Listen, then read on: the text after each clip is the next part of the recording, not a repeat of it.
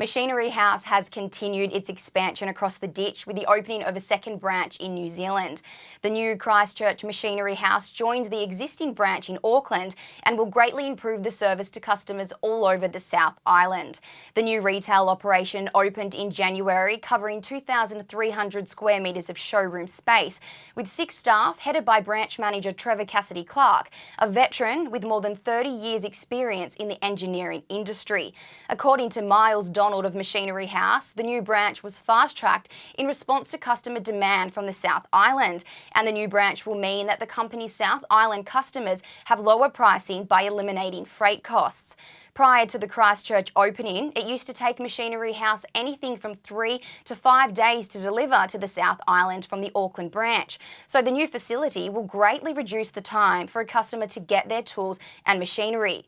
The staff in Christchurch are currently gearing up for the South Island's own engineering and technology event, South Match, which will be held at the Horncastle Arena in Christchurch on the 22nd and 23rd of May 2019. I'm Courtney Love. Thanks for watching Industry Update News. Subscribe to our YouTube channel for more updates and visit the Industry Update website for the full story.